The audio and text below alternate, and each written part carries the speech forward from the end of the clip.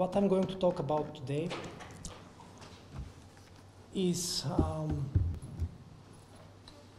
AngularJS and JavaScript.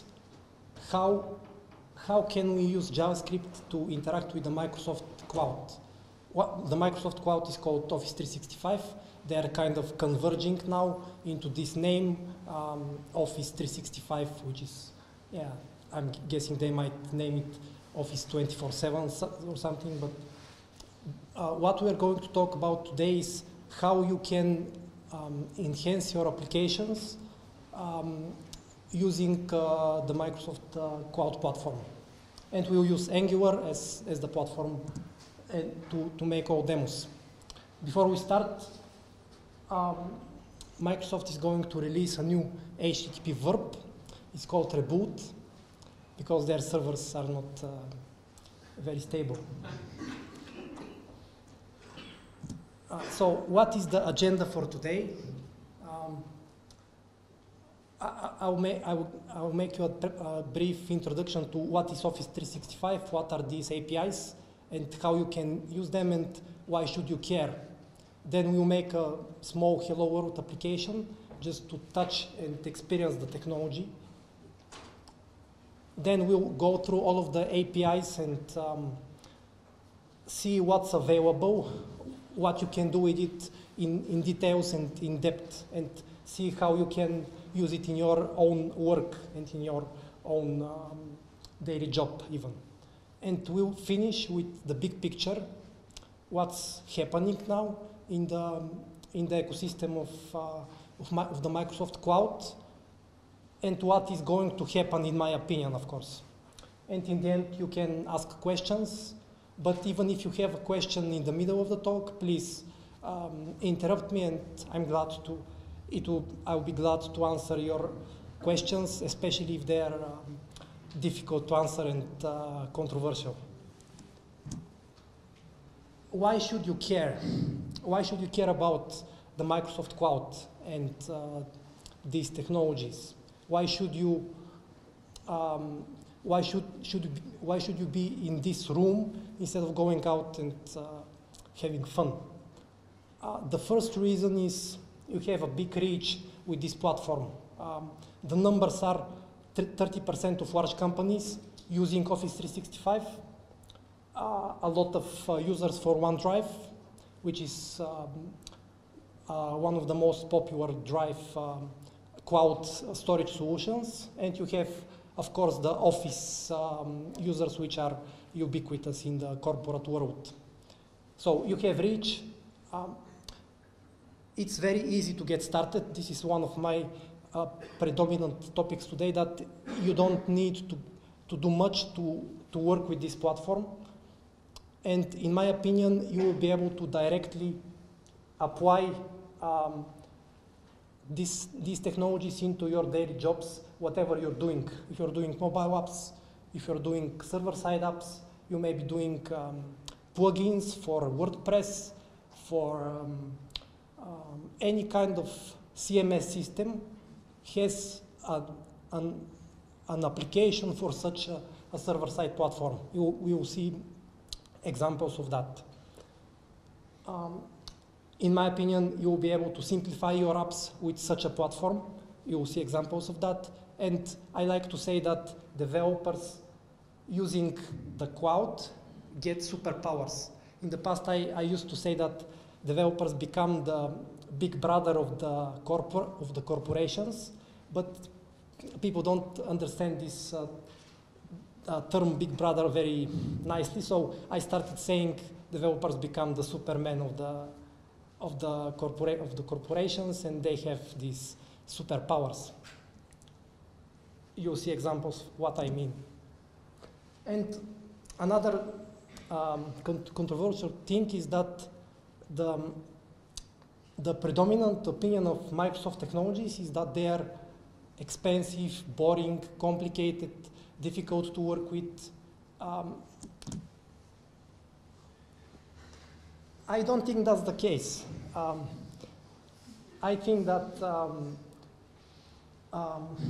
we have had this separation between open source and Microsoft and commercial for such a long time, but it doesn't apply anymore in my opinion, because pretty much all of the technologies that Microsoft is releasing today, nowadays, are open source right from the get-go, from the start. And I think this distinction between open source and not open source, it doesn't make sense anymore. Again, you'll see examples what I mean with later today. What is Office 365? It's a collection of services, essentially. I'm pretty sure that most of you, or all of you, know what these words mean on the screen, but just to be on the same page with everyone else, Exchange Online is the service for email in the cloud, OneDrive is storage in the cloud, Office Online includes Excel, PowerPoint, and Word, and allows you to open them in the browser and edit documents in the browser. OneNote is my favorite. It allows you note-taking in the browser in the desktop application. The Azure Active Directory is basically what most companies using the cloud are using. Yammer is a social network for companies, and it's quite popular actually. I have lots of customers and big companies integrating Yammer into their work, into their enterprises, and they are pushing the employees inside of the company to use Yammer as a Facebook inside of the organization, essentially. Skype for Business is the corporate version of Skype. SharePoint Online, I'm not going to talk about SharePoint today. It's a long topic, but SharePoint Online is the hosted version of SharePoint. And Power BI is a new reporting solution by Microsoft that's gaining traction and it's becoming more popular. The topic for today is REST APIs of each of these services. I will focus on Exchange, OneDrive, OneNote, Active Directory, Yammer, and I will briefly touch upon SharePoint.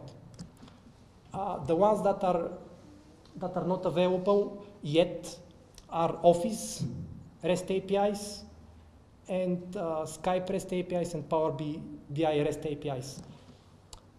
Microsoft has announced that they are working on Excel APIs, so this is going to become a yes very soon, I guess, and this is going to be a quite important milestone for them because Excel used to be very complicated to work with, and they're going to release APIs for and SDKs for JavaScript for Excel, but currently this is not available. And what are those APIs?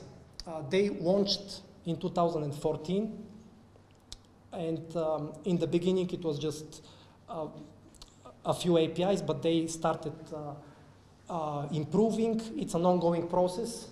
They launch new versions of the APIs every few months. So it's an open endeavor by Microsoft to gradually launch APIs and gradually build the entire cloud to be open and to be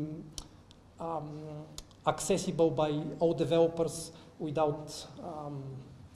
no issues. Like if you, I don't know if you have used the old APIs of Exchange, which were SOAP based. They were riddled with issues and complexity, and it wasn't very good experience, but the new APIs are dramatic improvement. All of the APIs are based on REST, on RESTful protocol, and the data format is called OData. This is a Microsoft format that's relatively simple JSON or XML based, and it's standardized. So if you learn how the API works for example, for Exchange API, you essentially learned all of the other APIs in the same way because they are pretty much standardized and the same. Authentication. How authentication works, it uses the OAuth protocol, which is standard. It's used by most other vendors. like Facebook, Google, and so on.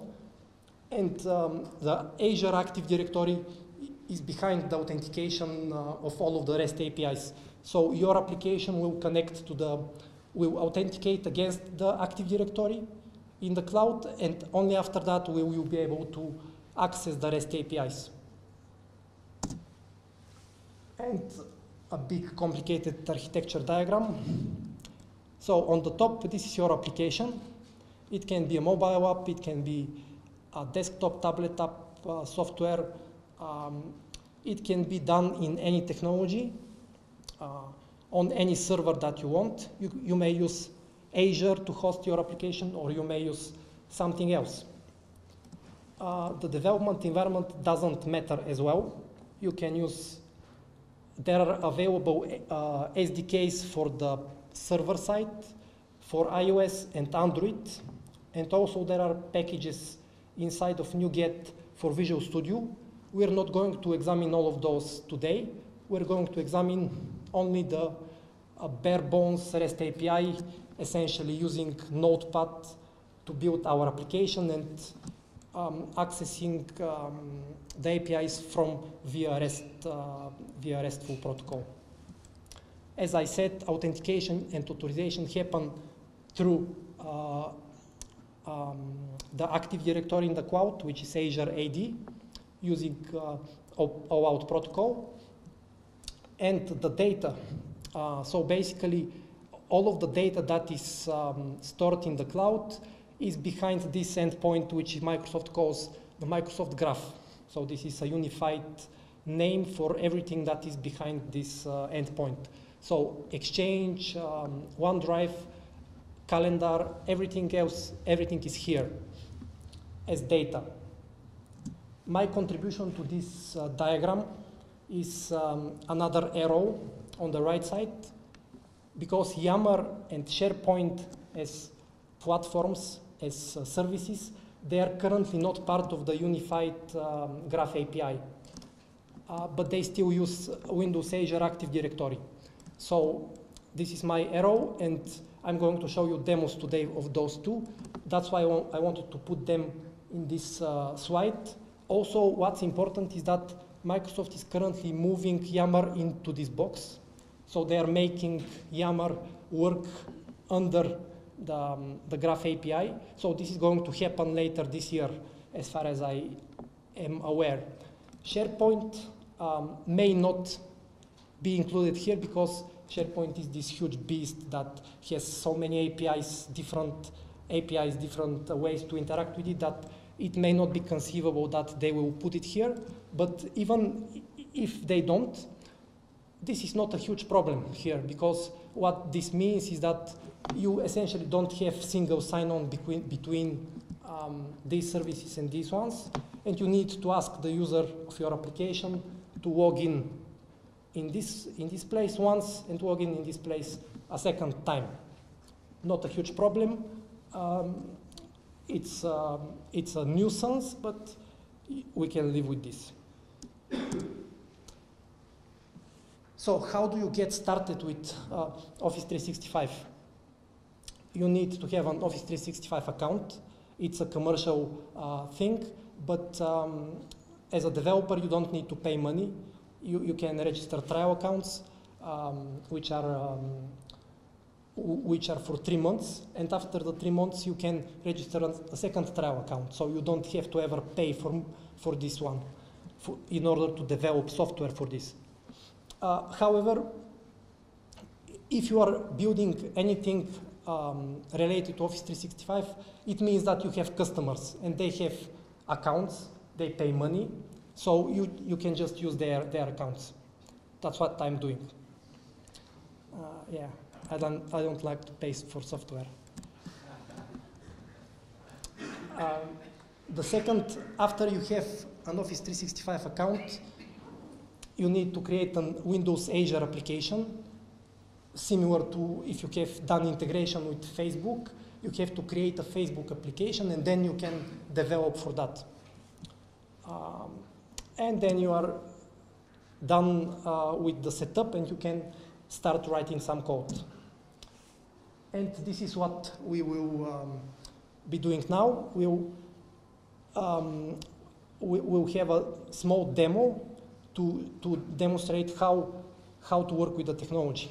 A very simple one. So let me make a small preparation. So what I have here is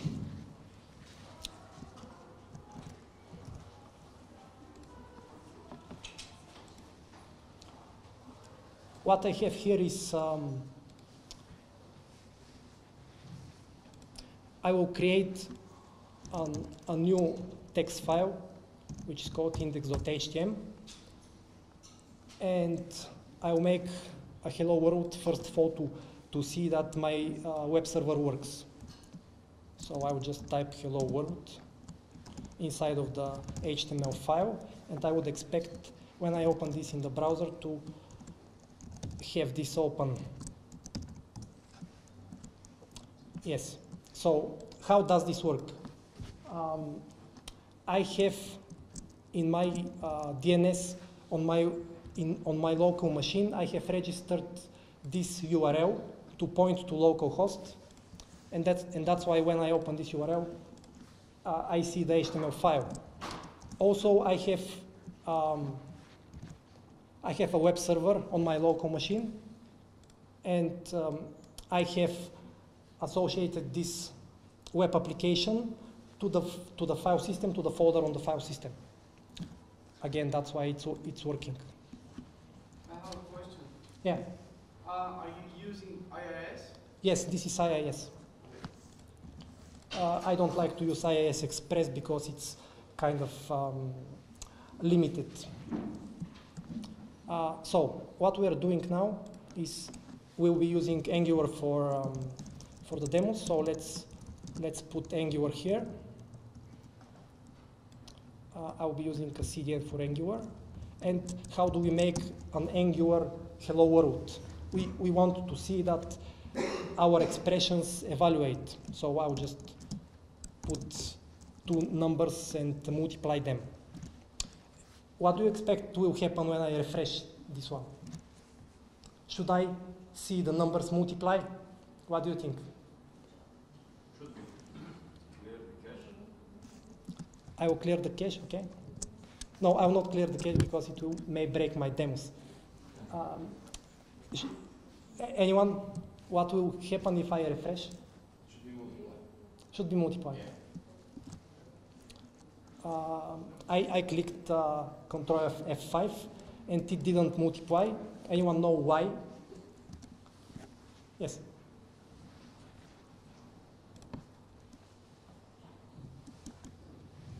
You didn't add the ng application, Okay. so it doesn't know which is This is correct.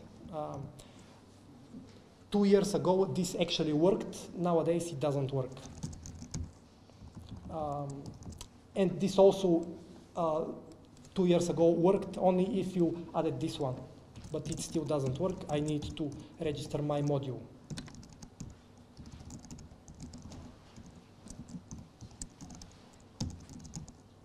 And I don't have dependencies. Control F5 and Angular is working. Now we'll make a controller. I have some snippets here so you don't watch me type complicated syntax. So what I want to do is I just want to again print something on the screen.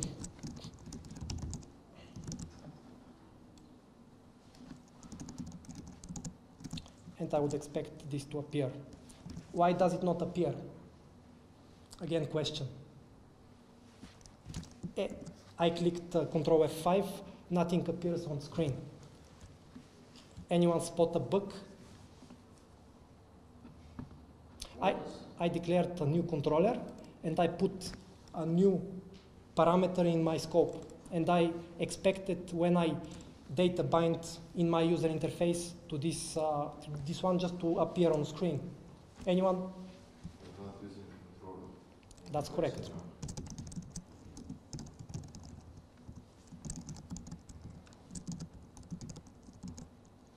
I'm showing you these two bugs because they are so common that I do these bugs every day.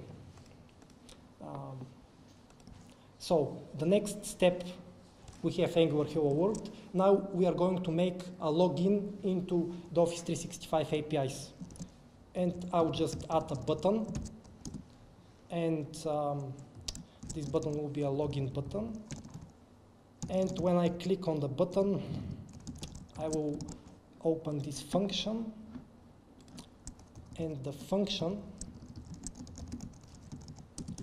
will, so there are multiple ways to do login into Office 365. I'll show you the most simple one, which is to redirect to the login page.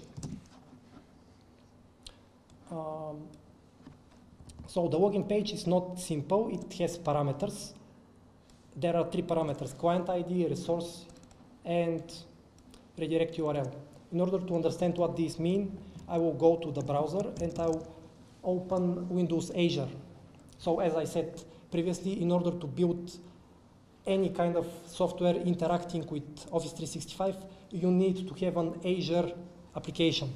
The first thing to be understood about Azure is that whatever you have as services in Office 365, it means that behind the curtains, Windows Azure exists because Windows Azure is the host of the Active Directory. And I have a tenant. This is my company. This is, in the terminology of Office 365, this is the DNS, and this is the tenant name of my company. And also I have an Active Directory which has the same name. And so I will go to the Active Directory. So open Active Directory here. And when you go to the applications, could not load applications. Let's refresh. Yeah. So what I will show you today is what I have previously configured for my demo to work in order to see what is the process. This is where the client ID, the redirect URL, and all of these parameters and configurations are done.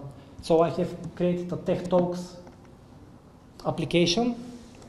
When I go inside of it, and I go to configure, I see my settings of my application.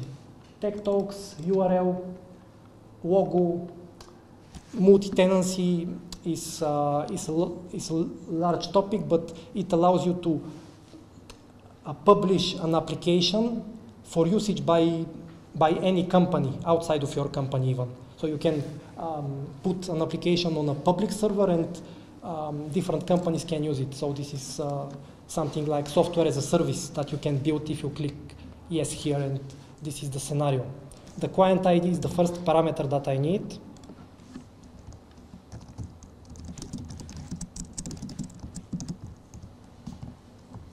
The second parameter is resource. I know this by heart, don't ask me why.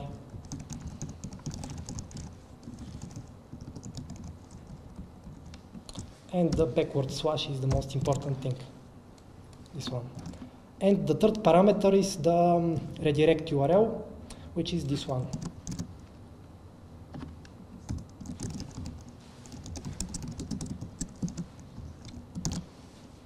So, what I created here is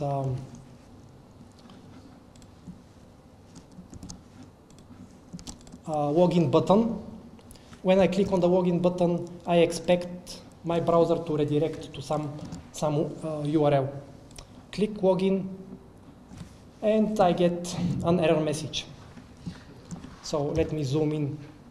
So this is typical Microsoft error message. Sorry, we're having trouble, something, bad request.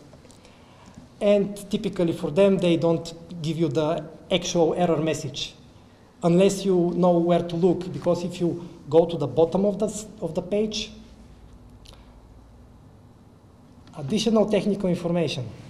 This is very, I have zoomed in, but this is very small font. And the error message is the reply address does not match the reply address is configured for the application. So I deliberately made a mistake. When I showed you in the browser that this is the redirect URL, this is not the redirect URL.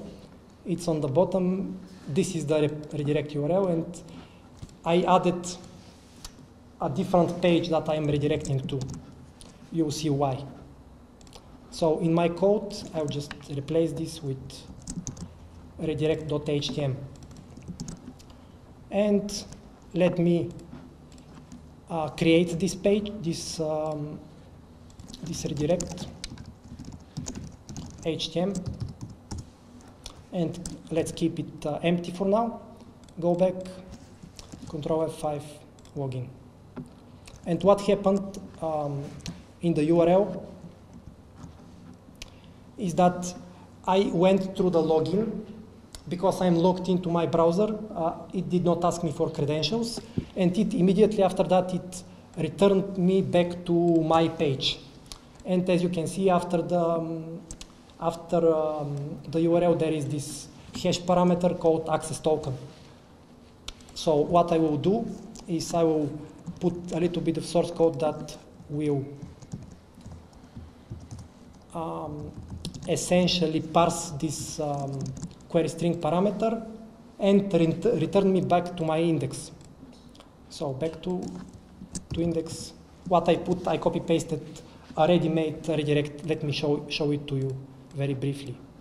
So the redirect HTML contains just JavaScript that parses what you saw, the URL, and if it parses successfully, uses local storage to put the so-called access token inside of local storage. And after that, I'm redirecting back to my index.html.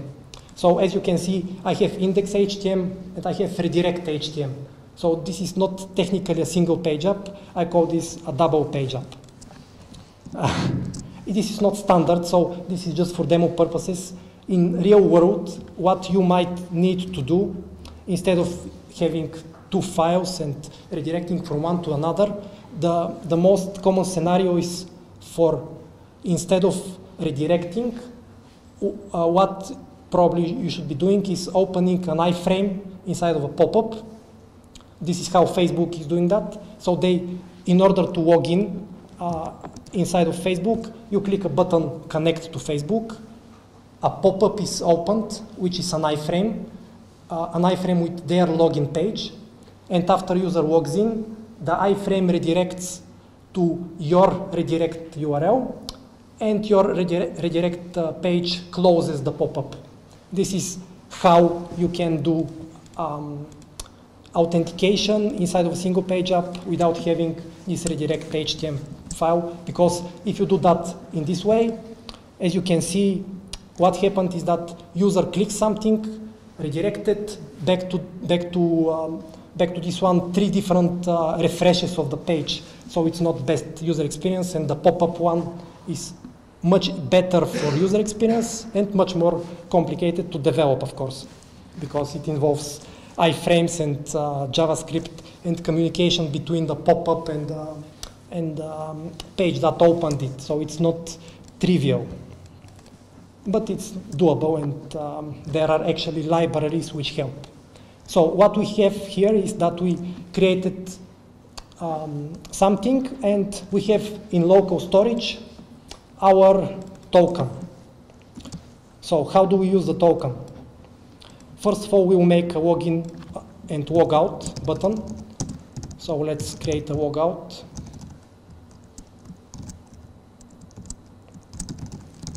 And of course, we have a logout function. And for simplicity's sake, I'll just clear out the token.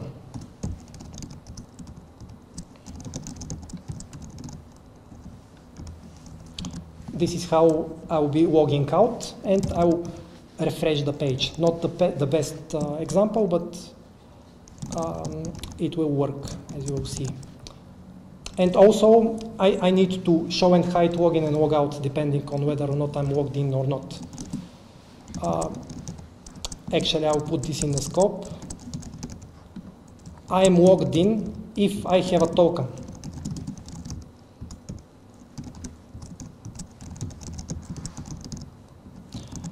So my token is what redirect URL gave me. So what I will do is I'll have a double negative. So if I have a token, then I'm logged in. This is a Boolean variable. If I don't have a token, I'm not logged in. And I will data bind this, oops, to say that if I'm not logged in, is logged in, then login button should not be visible, and vice versa.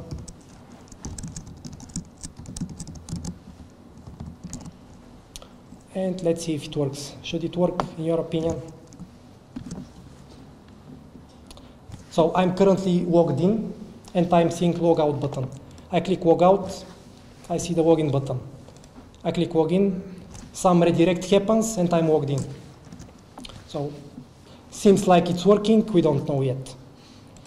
Let's make a request to the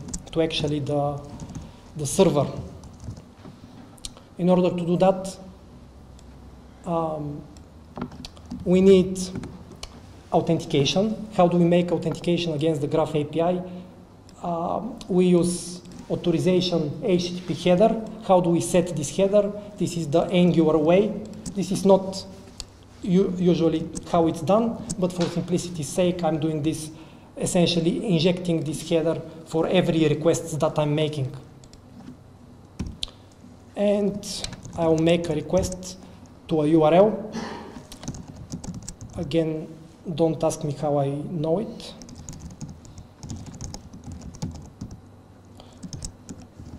Uh, 1.0, it was beta before, now it's 1.0. And I will just get my user profile from the Active Directory in the cloud. .success. And I will return some data. And let's see what the server side returns to me. How do I see what the server side returns to me? The easiest way would be to just type it in the console. And Control F5. So we have something here. We have a JSON object coming from the server, but let's not use a console. Let's print it on the screen. So I'll just use Stringify to convert my JSON object into a string. And I will put it in the user interface. And I will use a pre tag, because pre is a way to put code on the screen. And this is JSON. And Control F5, I expect to see my JSON. I don't see it. I'm not asking you. I just have another bug. I forgot to put it inside of the controller. Let's Control F5 here. And I expected to see it. Let's see what happened. JSON.string, I have a bug, of course. Stringify. And yeah, so what I'm seeing currently is the JSON that the server returned to me from the server. This is a small trick that you can use to format your JSON with some magic numbers, magic parameters to the Stringify function, and you'll be able to essentially format this in my opinion, friendly way, so that you can examine what the server returns to me. So this is the OData protocol that I told you about. It's relatively simple. Apart from this guy, everything else is metadata for the resource that I asked the server. And this is just my Active Directory user, my personal user that I'm being returned. Let's do something more complicated. Me messages. This is my corporate inbox. So it took 2-3 seconds, so it is downloading a lot of data, as you can see. This is the last 10 emails that I received in my corporate email account. And it's a lot of data. I will just limit this using some query string parameters. I can do select equals what I need from the server, just the metadata that I need. Let's get the subject only.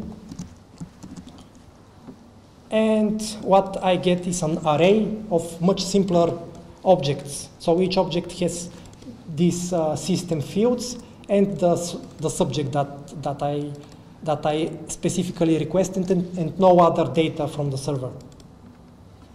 And again, you can see my last 10 emails. And now I'll just data bind it for completeness sake to the user interface. I'll do, let's delete this, I'll do scope messages equals the array that the server returned to me, and I'll put just some basic user interface. And I will repeat this so that I can, for each message in my inbox, I can just print the message.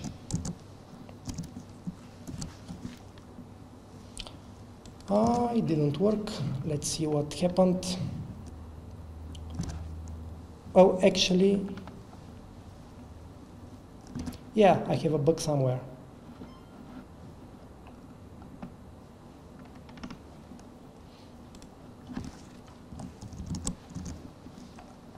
What we're seeing is not the proper. Let's see what's inside of the inside of what we just received from the server. We have value, and we have, of course, I'm printing the full message, but I have a property that I want to show on the screen. This is my subject. And that's what I wanted to show you. This is the subjects of my email accounts, and as you can see from here, you can interact with this REST API by, for example, specifying how many items do I want to retrieve. Let's say 20. You can do paging, filtering, sorting, all of the typical things, grouping that you can expect to do. So grouping is implemented in a limited way, but you can do simple aggregation functions as well.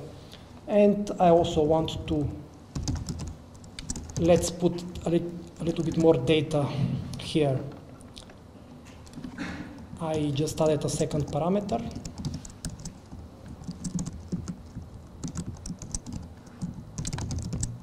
And it's called body preview, and I will just bold the top one.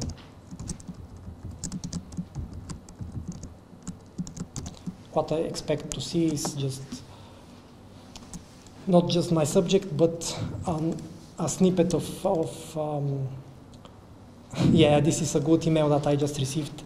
My Office 365 account is about to expire. Not expected. Yeah, okay. So, any questions so far? Okay, let's continue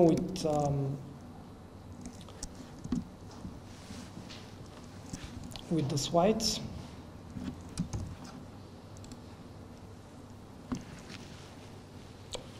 What you saw is how I imagine the developers should be developing apps. You should experiment and just see what's available from the APIs and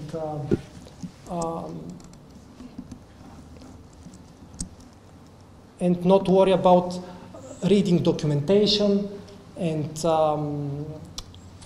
thinking about, okay, this is not understandable for me. So Microsoft has a good site for documentation called graph.microsoft.io, it's a good one, but I don't recommend you to spend too much time on that. There is also a way to interactively explore the APIs, and as I showed you, just type the URL and see what is returned from the server. This is called the Graph Explorer. I don't like using that because I prefer to do it inside of my application directly, as you saw. And the thing that works for me is just printf debugging. When something doesn't work, I output it on the screen. I interactively try to debug and troubleshoot without worrying about reading the documentation. Let's just show you very quickly what is the documentation, graph.microsoft.io. And it's not, actually it is very responsive what they did. So Microsoft has on the homepage added all of these possible URLs that you can hit. And for example, this is the OneDrive resource that will return you a list of files. This is your picture, this is your inbox that I showed you, calendar, meaning your corporate calendar events, your manager. This is a metadata request for this particular file, and the last modified by user field of this particular file inside of OneDrive. Let me show you another complicated example. Filter equals something with slash with any. So this is how you would be doing filtering and more complex requests, and you can actually do pretty much all of the queries inside of your URLs. This is basically the gist of it. On the left side is the reference of all of the APIs. You might get lost here. There is quite a lot of items here. 1.0 beta. So 1.0 is things that are officially released and that are available for usage. Beta ones, in my opinion, are also okay to use in production because I have seen and I have demos and I have used them in production, in fact. And I haven't seen any difference between beta and 1.0. It's pretty much the same in my experience. So use these beta items with caution, but I would say that they mark them as beta because they launched sooner and they are not quite sure that they have completed them, and they might be doing more breaking changes because Microsoft is big on backward compatibility, and they try to not break your applications over time. It has happened to me probably 3 times over the course of the last 2 years since I started using those. But the breaking changes are not huge. They are making small changes to the authentication, to the URLs, and in general, I think it's relatively reliable platform for usage even today, even if you use the beta services. And now let me show you a more complete demo, because this is a very small, not a very good example of what is actually possible with APIs. So what I will do is I will switch my Hello World app with a complete app. I'll just rename it as test. And when I refresh, I expect to see something more complete. So again, the same concept. I added a logout button on the top as a navigation. And when I click logout, I see a login button. When I click login, I'm logged in and I see logout button plus other buttons. This is an application that I created for demonstration purposes for the Office 365 APIs. Let's start with Exchange. So Exchange API is probably the most sophisticated and complex. again, as you can see here, I'm listing all of the inbox items from my personal email. And this is a place where we should go to the Azure Active Directory and see what's actually possible as permissions for your application. So when we go to Azure Active Directory, you will see that there are two different items that as permissions to my application. The first one is the Microsoft Graph, which is the main API, which is graph.microsoft.com. And the second one is SharePoint Online. As you probably remember, in my diagram, SharePoint and Yammer were not part of the diagram. They were in the side of it. And this is why Microsoft has done two different API sets, and they are keeping them separate for the time being. And so inside of the Microsoft Graph, you have essentially checkboxes for what is available in terms of permissions. Think of this as, okay, what should my application be able to do?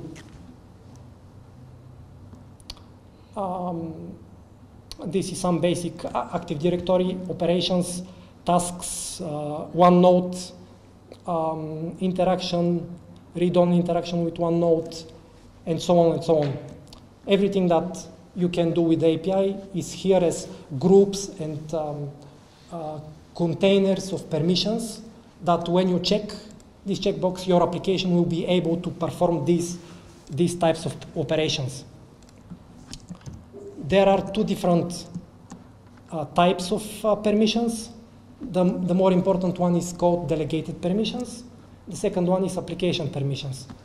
Delegated permissions mean that your application performs operations on behalf of the user. So there is always a user that logged in, even if it is a system user. A user logged in via some kind of user interface or via any other way, and the requests are done using this user. Application permissions are a scenario where you don't have a user. You have a background job, you can have scheduled job, something that runs in the background, and you want to collect data or perform operations not on behalf of the user, but essentially on behalf of the application itself. And I would say that one particular checkbox is very important here. Read and write mail in all mailboxes. You don't have this checkbox in this drop-down here. You only have this checkbox when you are building application without users. Think about what this checkbox means. It means that you can, as a developer, read the emails of everyone in your company, including your boss. And that's why Microsoft made it more difficult to do this. They put this checkbox only when developing application permissions, and they made it complicated to set up this one. In order to do this, you need to create an SSL certificate, edit some XML files. There is not even official documentation how this is done. It is available in blogs in MSDN, but it's not exactly official. And I think that's one of the reasons, because they kind of want to hide this, that developers using these things, they can essentially possess all of the data in their corporation. And even if you build a software as a service, with this checkbox, you are able to read the emails of any company in the world. So this is kind of scary here. And I didn't tell this to you. You didn't hear it from me. So proceed with caution, as I like to say. So let's go back to the demo. What I'm listing here is just a list of emails in the inbox of my personal account that I used to log in. And let's see the source code for this. So before showing you the source code, I will show you the structure of the application. Again, the popular index and redirect files, double page up. I put all of the JavaScript code inside of a single file. Probably you might want to divide this into smaller pieces depending on your scenario, but for the purposes of my scenario, this was quite good structure. And I have partial files inside of the HTML. For each service, I created just the user interface part. I extracted into a separate partial file. So I have 7 files here, which correspond to essentially the 7 tabs on the top. So here is how it works. When I click a tab, I load the HTML for that tab. How do I do this? Let's open, first of all, index.html. So index is very simple. I have some scripts on the top. I have a controller. I have a menu, which essentially loops through all of the menu items which are essentially an array of objects, the 7 items that I showed you. And I print some simple user interface. The login and logout buttons, as we saw, and on the bottom is I'm essentially including inside of here from here down. This is my actual page, my actual HTML. This is just a menu. Think of this as a master page, as the template that is visible to all pages in your application. And this is just the template. I'm doing ng include. This is the simplest possible way to do this. You can do Angular routing with ng views. There are ways to do it that are more scalable, let's call them. So ng include is, in my opinion, good for very simple scenarios like that. So this is the way in Angular the master pages are. This is one of the ways, yes. This is, in my opinion, the simplest way to do this. And it's kind of very simple to do. There is one limitation. You cannot put inside of the HTML files links to JavaScript files. It's kind of, you cannot put your controllers inside of, you have to load controllers in some other way. You have to, there are examples in the internet, so you can build a small helper function that lazily loads JavaScript files on demand. For example, if I have, let me give you an example. If I have Azure AD.js, this is a typical way how you can structure your application. Calendar.js. What you might want to do is when user clicks on this tab, you want to load not just the HTML but the JavaScript on demand, not load all of the JavaScript files in the beginning of the application, but only when user clicks on them. This is not going to work with ng include, but it's doable. It just requires some additional source code. And let's examine the JavaScript. So let me show you this page here. Exchange is the Exchange controller. So this controller corresponds to this page. Relatively familiar things probably to you. Getting the token from local storage. Am I logged in or not? The header. If I'm logged in, I'm loading the data from the server. And how do I load the data from the server? Again, something that you saw previously. Using Angular, I make a request to the server. On success, I do a little bit of manipulation on the data, and I have paging. So I put the URL to the next page in my scope, and that's why I have a load more button on the bottom. When I click on this, a new request is made, and as you can see, you have paging, infinite paging essentially. When I click on an item, what I did was I opened the body of the email. So essentially, when I clicked on this method is executed. Open message. And I just make a new request to download the body of the email. And what you can see is that actually the HTML of the email is rendered quite nicely in the browser because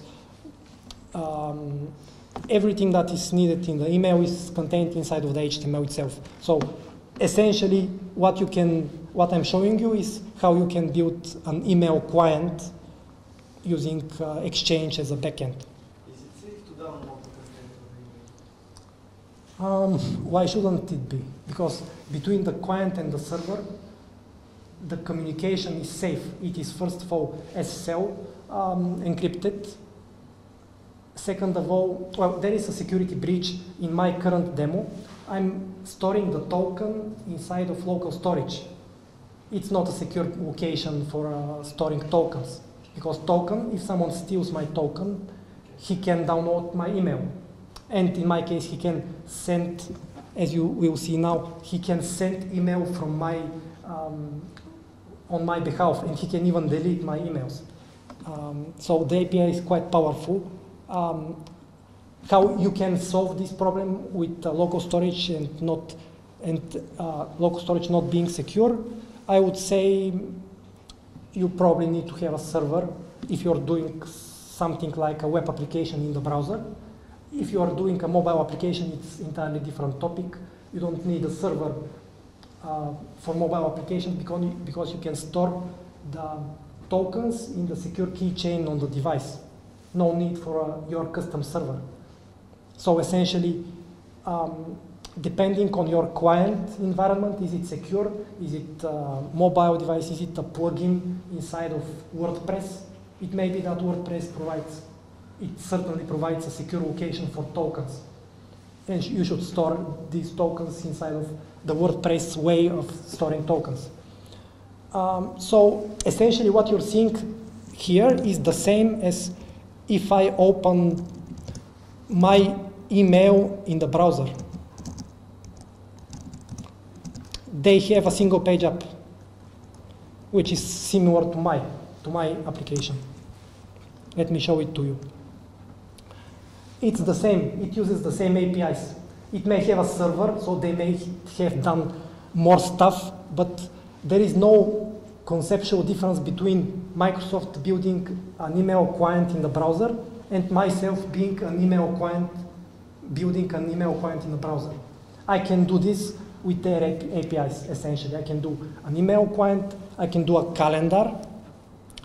You will see the calendar. I can do anything that is exposed from the APIs. Is it secure? Well, long topic, depends on your implementation. Let's go back to the demo. Let me show you a form that I built. This is essentially a pop-up. I'll send email to my Gmail account. And send email. You have successfully sent email. Let's see that I received it.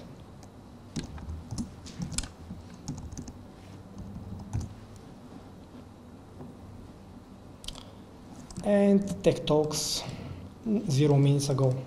It seems to work. Okay, so let's talk about user interface a little bit. What I'm using here is the so-called Office UI Fabric. So Microsoft released this framework recently. I think it was in November or October, and it is essentially they are marketing this as the UI toolkit for building experiences for Office and Office 365. I call that Bootstrap for Office 365 because it has relatively similar features It's not as sophisticated probably, it's different, but it essentially gives you a similar set of functionalities. You have responsive grid system similar to Bootstrap, you have standardization of fonts, colors, animations, you have theming, which is the importance about these things is that you don't have to worry about them, you just use them, you don't even need a designer person to build simple standard stuff. You have icons and a lot of JavaScript components, which one of these components is essentially this pop-up. This is one of the 26 components. This is the second component. You have successfully sent email. This is called a message banner. Let me show you the source code of this just to understand how this UI fabric works. Before I show it to you, my opinion about the fabric is that it's version 1.0. So I would say that Microsoft version 1.0 products are not very good because they usually get them to work in version 2 or version 3.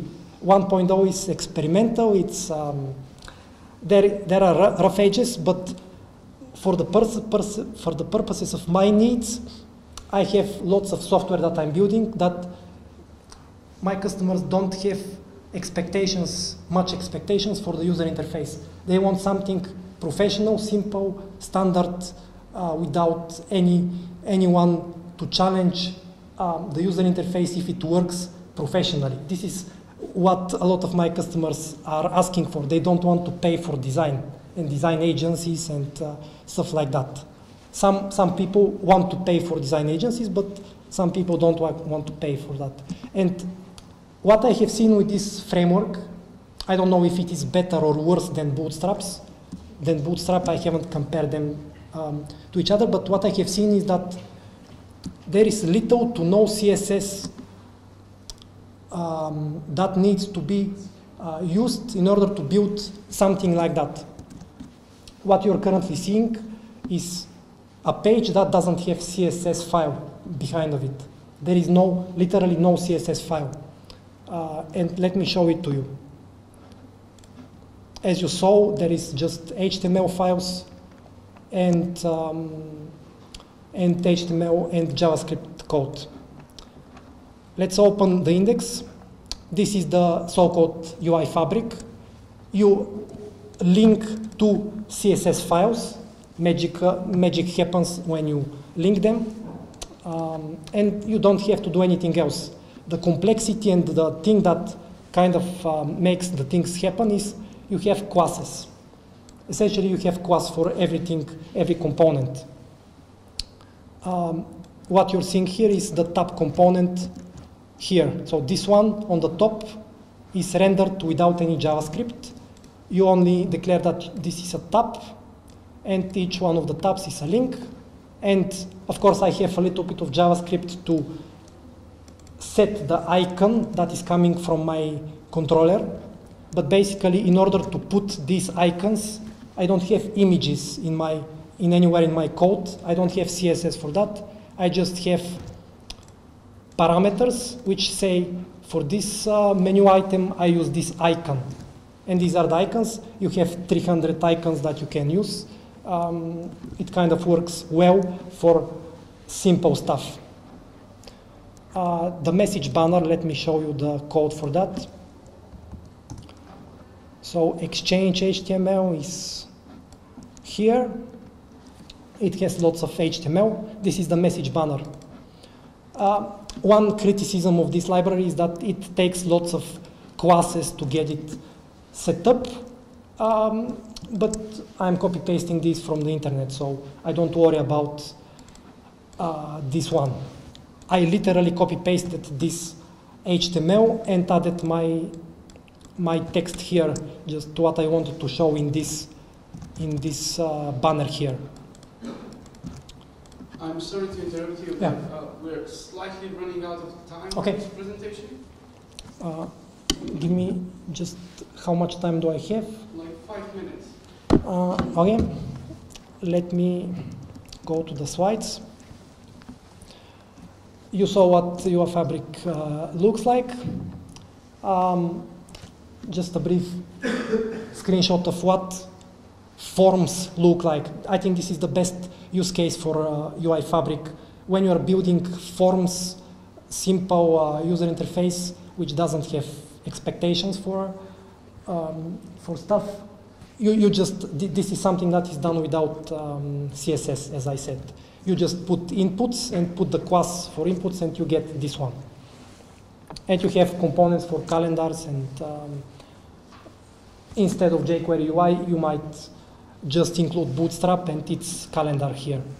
Not Bootstrap, but the Fabric one. So, the big picture.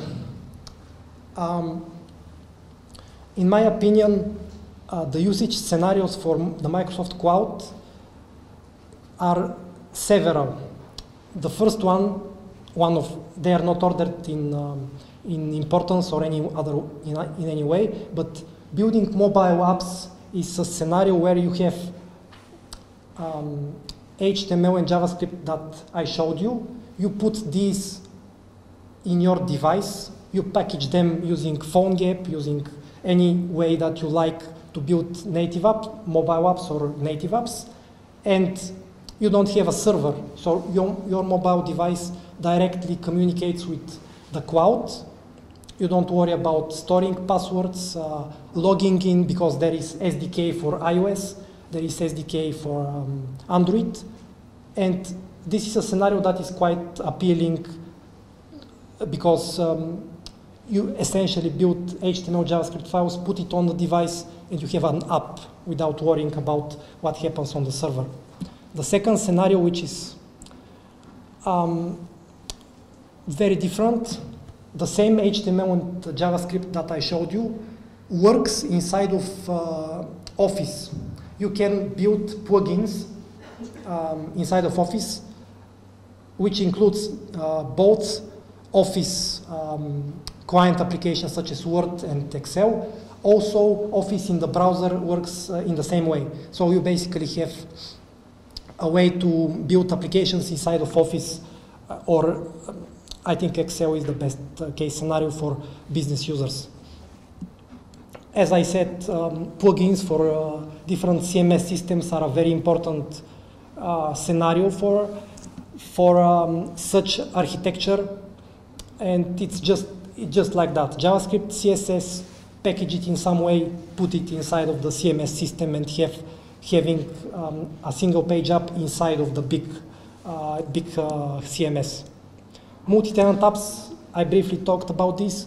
Essentially, you can submit applications in the browser or on mobile that are available not just for a single company, but for all companies.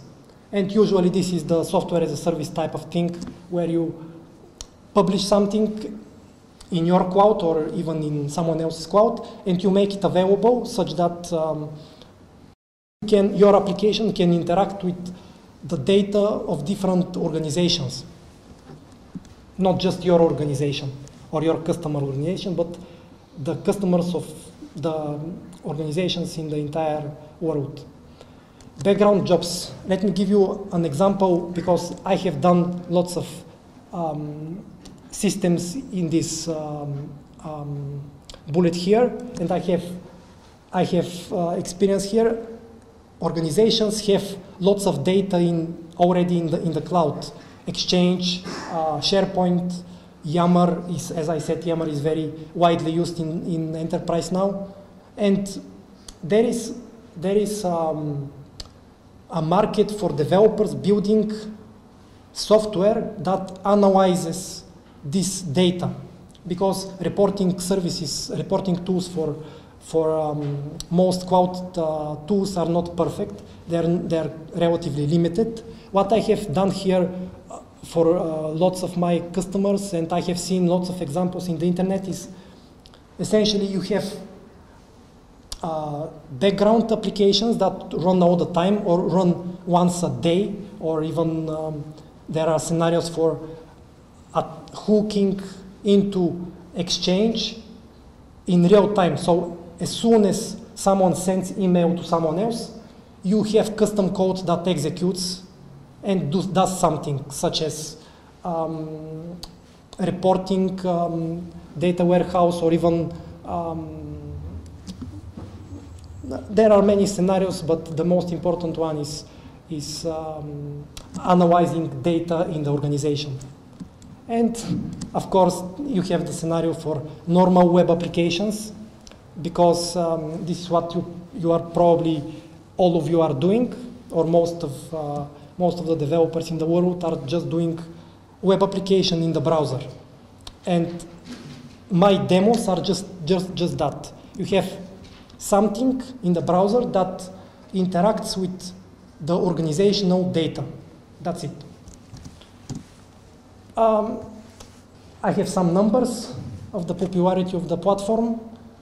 It's going up currently.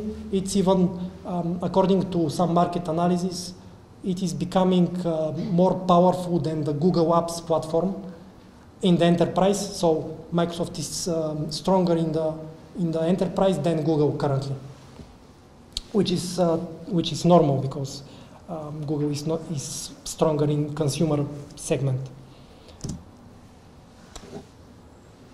Microsoft has not released APIs for everything.